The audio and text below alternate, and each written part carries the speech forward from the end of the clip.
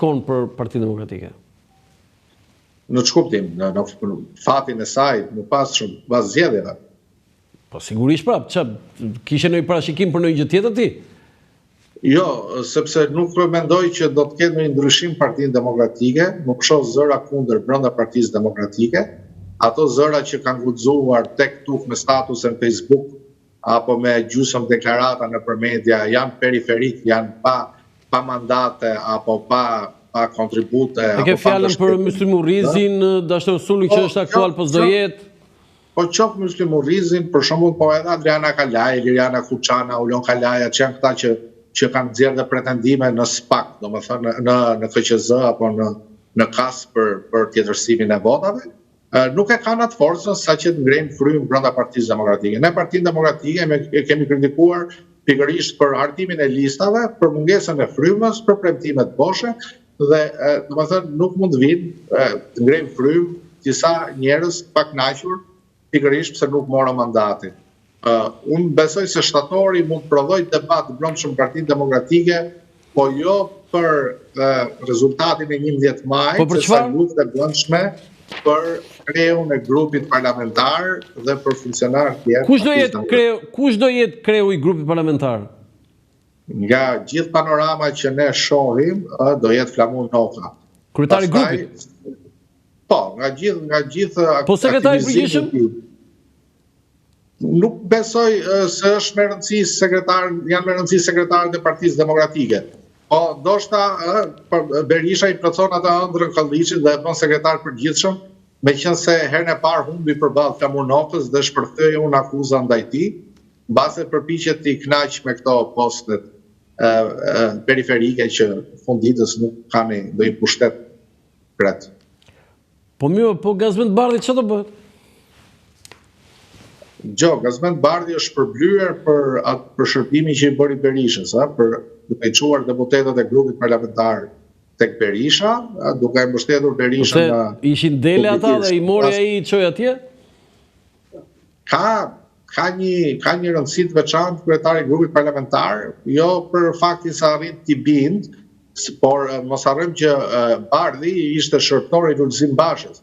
Edhe në këtë kuptim ishte njeriu që i vetmi që e dinte planin e Bashës, ndoshta dhe në vijim, nëse Basha do qëndronte në grup parlamentar, do krijonte parti të re, do kishte ambicie serioze për të vijuar luftën politike, kishte mbështetje konkrete nga jashtë apo nga brenda, kështu që Bardhi mund të luajë atë rolin që u ka thënë tjerëve, Basha nuk e ka më këtë ambicie, kështu që o burra shkojmë te Berisha, kush të kapi, kush të shpërblehet për këtë bashkim. Ardit, kam një pyetje të tillë që jo vetëm ju, unë po themi shumica e një përfaqësuesve të medias që bëjnë kritika për Partinë Demokratike, Berisha, okej, dakord.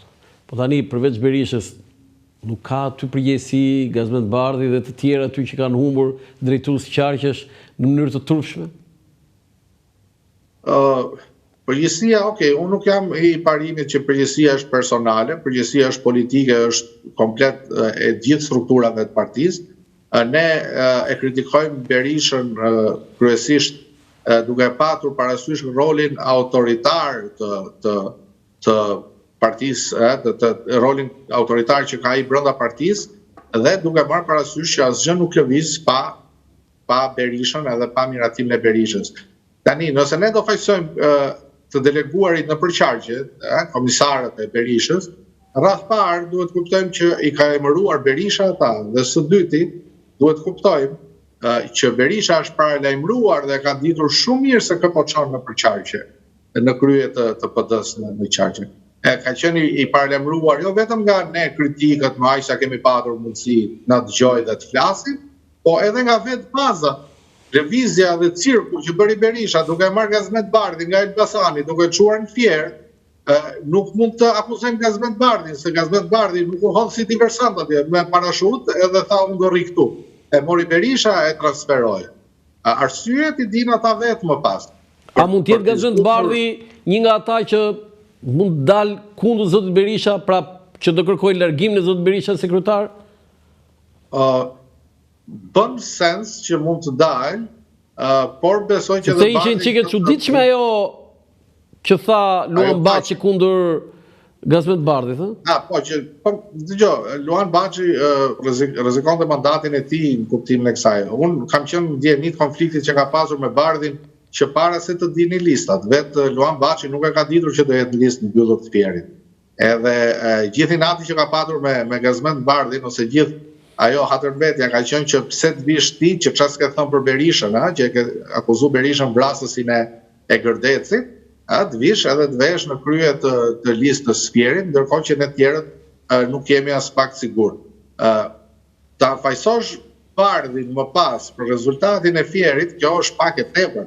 Sepse askush nuk ka pritur nga Gazmet Bardhi se mund të përmbysë rezultatin. Po çfarë thua Gazmet Bardhi pa votuar me ndryshime statutore bë kryetari i grupit parlamentar dhe në kryetari i partisë më. Ai s'është votuar më. Është kryetari i grupit parlamentar për arsyet që ne i tham, për shkak të marrëveshjeve që ka bërë me Berishën. Po mirë, po. Edhe për shkak të shërbimeve që i ka bërë Berishës. Formalisht edhe mund të votojmë në PD, po pa votuar? Gazmet Bardhit mund t'i kërkosh llogari, unë nuk më mbështes si thuash rezultatin apo nuk edhe unë vetë nuk besoj se Partia Demokratike mund të merrte një rezultat më të keq. Ka marrë një rezultat sikur s'ka bërë fushat fare. Pra, sikur janë ata qytetarë që e dinë që ekziston, kanë hedhë votën atje dhe kaq. Por përgjegjësi për rezultatin nuk mund t'i kërkosh në tjerë. Fieri është përdorur për ta djegur Gazmet Bardhin. Për ta djegur pikërisht edhe si kryetar të grupit parlamentar shtator. Se mund t'i kërkonin llogari Gazmet Bardhit po ta çonin në Tropoj, po ta çonin në Shkodër, edhe të kishte një rezultat të një përmbysje rezultatit të thellë. Në Fier ai është dërguar qëllimisht për këtë punë, sepse edhe brenda partisë pra do ketë koka turku, ndoshta jo me pasoja shumë të mëdha, sepse mandatin s'mund t'ia marrin tani Gazmet Bardhit, po sigurisht që nga funksionet e tjera do privohet kandidoja apo të jetë më në krye. Ardit, si e komentoni ju atë urdhën e fundit të presidentit Trump që është e zgjat me 1 vit atë emergjencën për Ballkanin perëndimor?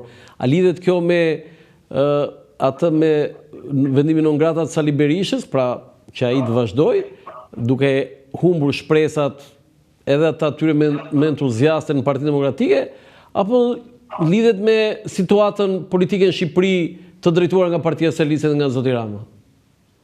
Jo, nuk besoj se në vendimin e Trumpit ka patur ndikim as qeverisja, as qeverisja e Shqipërisë, po as se ka patur dështim lobimi i Berishës $6 milion në këtë aspekt.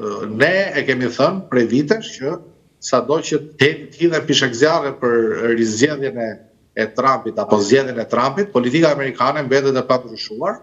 Unë tek ju e kam thënë që nuk mund të dalë Berisha nga lista e non gratës, sepse ndryshe do krijonte precedent dhe nga ana tjetër kemi dhe Milorad Dodikun në Bosnjë në të Republikës Srpska që është po në atë listë, pra do krijonte një precedent që gjithëve do t'u hapë oreksin. Për jetë vërtetës Ardit, Sali Berisha ka qenë më i përmbajtur se sa ata që rrethojnë, ë? Kundër amerikanëve. Jo, për heqjen ose jo të non gratës. Berisha ka planuar që i ka humbur gjyqjet në Francë, ka planuar që i ka humbur gjyqjen dhe me Britaninë e Madhe, në Londër, nuk ka planuar dhe nuk ka sqaruar kontratat e lobimit dhe kjo mbetet shqetësim publik, pra se si mundet një lider i një opozite kaq të vogël të arrit mbledh $6 milion për një hall personal, apo këto para që arrin të mbledh pse nuk i investon në fushat. Pse zoti Berisha nuk e ka bërë publike sipas asaj që thatë ju? Besoj se lidhet me burimin e financimit. Është tepër, si të thuash, është tepër e pabesueshme që u mblodhën patriotët e Amerikës dhe mblodhën shpejt e shpejt $6 milion fiks, edhe nuk mblodhën 500-700 apo 600-200, edhe t'ja jepnin Berishës për të shpëtuar nga lista e non gratës. Nga ana tjetër ka një element atje që tu shumë pak ose së shkapur as pak nga media, ai zotëria që pretendon se i ka mbledhur parat, atje drejton një fondacion për fëmijët autik, njësoj si bashkëshortja e Berishës në Shqipëri. Ja, se ka një lidhje kjo. Ka lidhje sepse sigurisht që mund të mbledhur fonde në emër të kësaj, të kauzës përbashkët midis dy institucioneve, apo mund të bërë transferta parash nga Shqipëria drejt SBA-s pikërisht midis dy institucioneve, kështu që bën sens nga njëra anë. Nga ana tjetër bën akoma dhe më shumë sens po të kemi mundësi investigimi që mund të kemë pasur dhe projektet përbashkëta më para dhe legjitime, nuk po them që të palishme, por mund të kemë pasur bashkëpunime dhe kjo tregon pastaj lidhjen dhe nuk tregon që nuk është rastësi që u çuan bijtë e Amerikës. Ardit, ke pritshmëri ti vet nga rinumërimi, do të nuk është se po ndodh wow aty, po gjithsesi ka lëvizje nga kutia në kuti? Pritshmëri për ndryshim mandatesh jo. Besoj se do kthehet do i shërbej vetëm retorikës politike. Mazhoranca do e përdori për ta përqeshur opozitën, duke qenë se po shohim se shumicën e votave të padrejta i ka patur Partia Demokratike. Unë personalisht jam i ndërgjegjshëm që aty bëhet fjalë për fletë pavlefshme, nuk bëhet fjalë as për trenin bullgar që thot Berisha, sikurse nuk besoj që edhe vetë Berisha ka arritur të vjedh vota apo kandidatët e Partisë Demokratike. A është krim zgjedhor, Ardit, kur në kuti janë një apo çfarë rëndësie ka, po sikur edhe një flet pa vull? Jo detyrimisht, e parashikon ligji ndjenin time që këto bëjnë pjesë të gabimet njerëzore, jo gabimet pse ndodh ky gabim njerëzor në Shqipëri, Ardit? Tani, ki parasysh që qendrat e votimit në Shqipëri, edhe në Tiranë, po ta marrim konkretisht, nuk janë si tek lagja juaj dhe tek lagja ime, që është një shkollë e bukur atje me 40 njerëz që vinë vërdall, me ca komisionerë të kuruar, edhe të veshur, edhe të trajnuar. Ka qendër votimi Tirana edhe këtu në Pazar të Ri apo te Bryli, ka qendër votimi dhe në Shëngjej dhe në Qafmoll, ku janë 7 votues gjithsej, rri një komision me 4 veta në një kasolle të braktisur. Kështu që në këtë kuptim nuk pajson dot një komisioner të një fshati shumë të thellë, sepse në 500 vota ose në 10 vota mundon një vull me një flet. Nuk besoj se ka patur tre bulgar, nuk besoj se ka patur vullnet nga ana e demokratëve, se s'kam patur mundësi ta tjetërsojnë votën dhe t'i thonë socialistëve, hiqa Murrizit, jepja Llogjanit, por sigurisht që në raste sporadike nuk ka patur dhe marrëveshje mes komisionerëve. Ne këto janë gjëra që ne i dimë, që onë proporcionalit kombëtar, ne e dimë që binin dakord, që Sali Berisha i thoshte komisionerëve votat filan zonë jepja një Fatmir Mediu, Atos Nano i thoshte votat e filan kutie jepja një Skënder Gjenushit, edhe kështu prodhoni mandatet.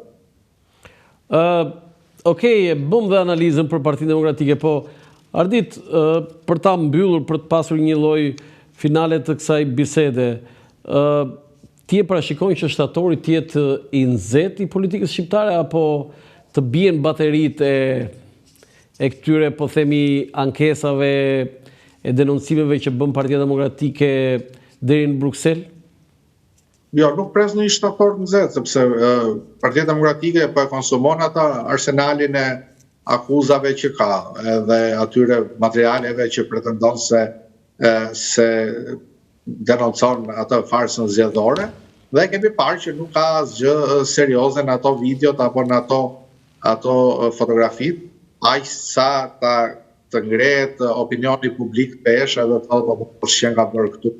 Nga ana tjetër nuk është në dorën Ardit, do të kërkoj ndjes për ndërprerje publicitare dhe sepse është më mirë ta finalizojmë duke mbyllur. Publicitet kthehemi sërish për të bërë një përmbyllje të gjithë asaj që folëm me Ardit Radën. Një falënderim për institucionin monetar Manigram Akinvest që mbështet emisionin Dekalog këtu në Dritare TV me sloganin e njohur, transfero shpejt, gjithmonë shpejt, kudo dhe kurdo. Akinvest, institucioni i pagesave për shërbimin Manigram, risjell shorteun për klientët e tij.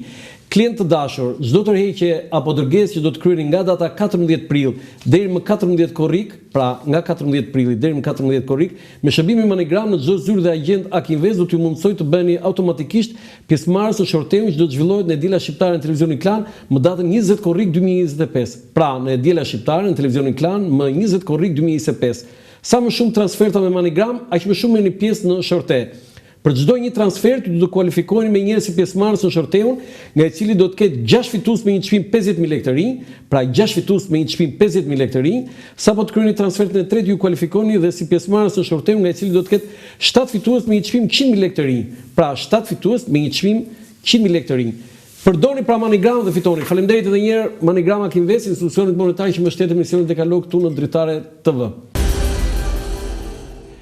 Edhe një herë faleminderit Manigrama Kinvest që mbështet emisionin Dekalog këtu në Dritare TV si sponsor gjeneral. Po, ardit pra për ta përmbyllur si konkluzion, si e shikon shtatorin, si një muaj ose si një politik të nxehtë, apo se ju e thatë pak më parë që baterit po harxhohen tani për para pushimeve dhe një muaj pushime, pastaj sa të kthehen ato në shtator, se unë e përdor shpejt në skrapar thonë kur të piqen rrusht, se në shtator piqen rrusht.